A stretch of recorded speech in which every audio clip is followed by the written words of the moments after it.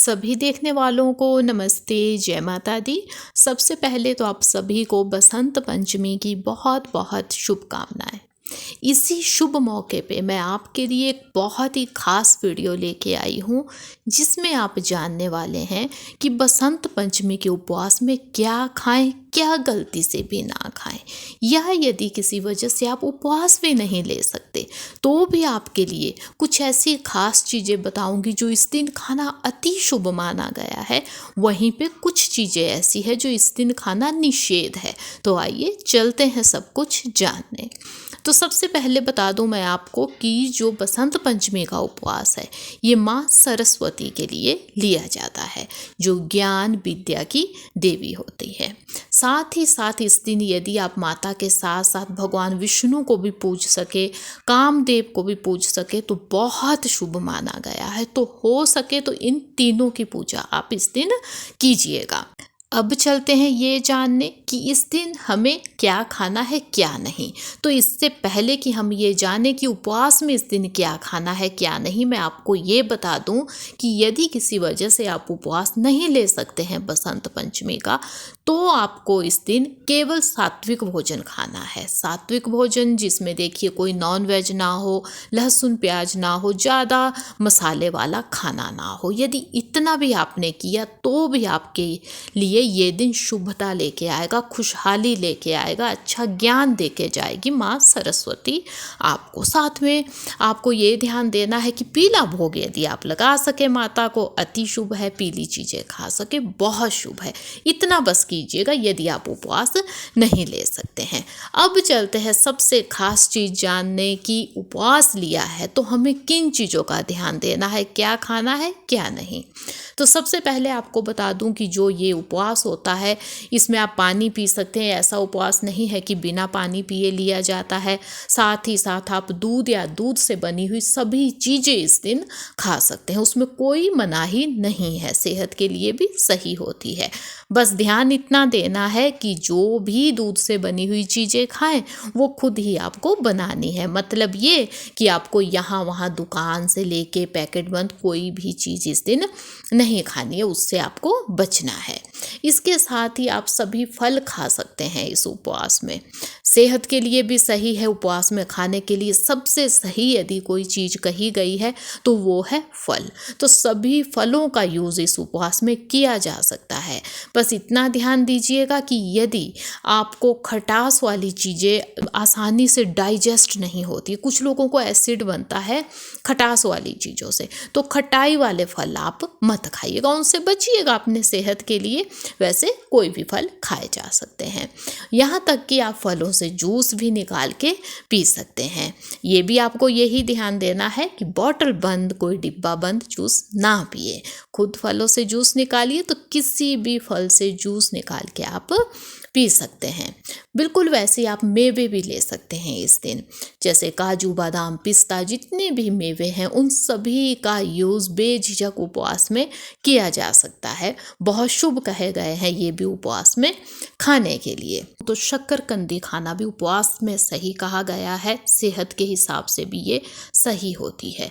बिल्कुल ऐसे ही जो आलू है, उपवास की यदि मैं बात कहूँ, आलू सबसे ज़्यादा उपवास में यूज़ किया जाता है, जिसे आप सूखा भी बना सकते हैं, लिक्विड सब्जी भी आलू की बनाई जा सकती है, यहाँ तक कि आप उसके चिप्स भी बना सकते हैं। जी हाँ, आलू के चिप्स आप खा सकते हैं उपवास में, लेकिन आपको वो खुद ही बनाने हैं, ये ध्यान देना है। कुछ लोग नहीं इस दिन देखिए नमक खाते हैं, लेकिन यदि कोई खाते हैं तो केवल सेंधा नमक खाए, ये ध्यान देना है।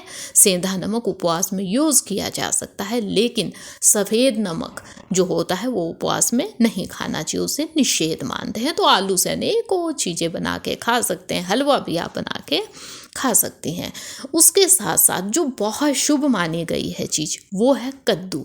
उसमें खास है जो पीला कद्दू हो जाता है, जिसे हम पका हुआ कद्दू भी कह देते हैं, वो खाना अति शुभ है। यहाँ तक कि उसका भोग लगाना भी बहुत शुभ कहा गया है। तो यदि आपके पास पीला कद्दू हो तो उसका हलवा बना के आप भोग भी लगाएं, खाएं भी। ये बहुत ही सही कहा गया है बसंत पंचमी के दिन। इसके साथ साथ घिया खाना, घिया जो सेहत के लिए बहुत अच्छी होती है, सब्जियों में सबसे आसानी से जो डाइजेस्ट हो जाए, जो सबसे हेल्दी है वो है घिया। तो घिया उपवास में खाने के लिए भी सही है, आपकी सेहत के लिए भी सही है, इसका भी यूज़ किया जा सकता है। बिल्कुल वैसे ही साबूदाना से आप अनेकों चीज़ें उपवास में खा सकते हैं। मखाना उपवास में खाया जा सकता है, बहुत शुभ माना गया है। बिल्कुल वैसे ही समा के चावल, जो उपवास के चावल है, वो खाना भी सही है, उपवास के लिए ही बने हैं, उनका यूज़ किया जा सकता है। बस आप अशुद्धियाँ छांट ले, कोई जीव उसमें ना हो। उपवास के आटे आते हैं, सिंघाड़े का, कुट्टू का, अनेकों आटे हैं, उनका भी यूज़ किया जा सकता है। बस इनमें भी यही ध्यान देना है कि कोई अशुद्धियाँ ना हो, गलती से जीव हत्या ना हो, ये आपको ध्यान देना है। ये कुछ चीज़ें हैं जो खानी शुभ भी कही गई है, सेहत के लिए भी सही है, उपवास में आप खा भी सकते हैं। अब चलिए चलते हैं ये जानने की कौन सी चीज़ें निषेध है या कौन सी ऐसी चीज़ें हैं जो कम से कम खानी चाहिए। पहले निषेध चीज़ें जान लेते हैं।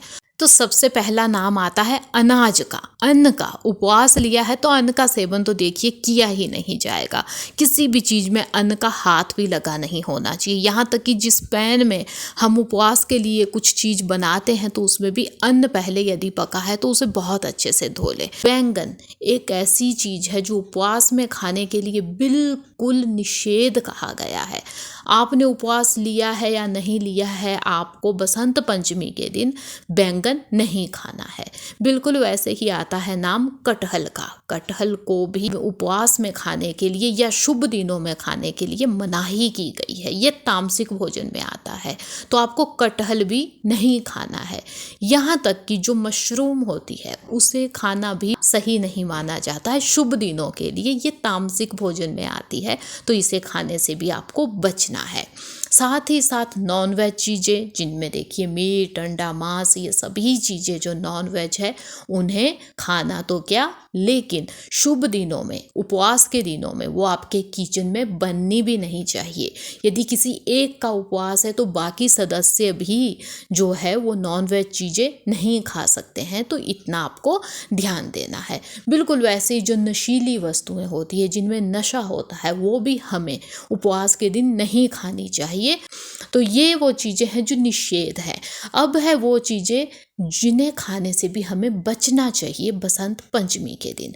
वो है गोभी, फूल गोभी हो, पत्ता गोभी हो, 2-3 किस्म की गोभी होती है ना, इससे खाने से बचना चाहिए। ये निषेध नहीं है, लेकिन इसे शुभ भी नहीं माना जाता है, क्योंकि इनमें ऐसे छोटे छोटे कीड़े होते हैं जो हमें दिखते भी नहीं है। तो आपको ये ध्यान देना है कि इन्हें खाने से भी बचें आप इस दिन।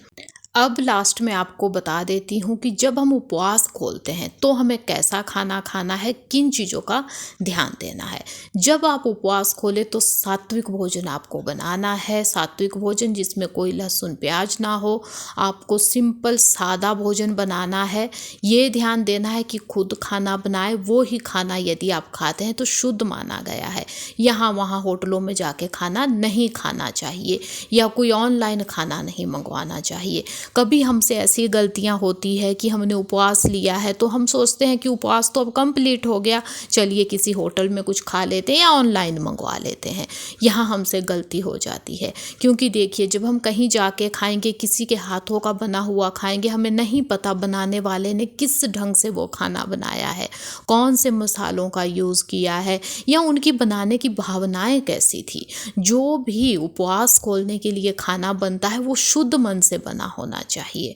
तो इसलिए खुद खाना बनाए, सात्विक खाना बनाए, हो सके तो जमीन पे चटाई लगा के आप उपवास खोले तो अति शुभ उसे माना गया है। तो इन नियमों का आपको ध्यान देना चाहिए जब उपवास लेते हैं, क्योंकि नियमों के साथ लिया गया उपवास, सच्चे मन से लिया गया उपवास कई गुना फलदायी होता है। तो ये थी आज की खास वीडियो। उम्मीद है मुझे आपको पसंद आई होगी। वीडियो अच्छी लगी है तो लाइक कीजिएगा, कमेंट कीजिएगा, ज़्यादा ना लिख सके जय माता दी ही लिख दीजिएगा।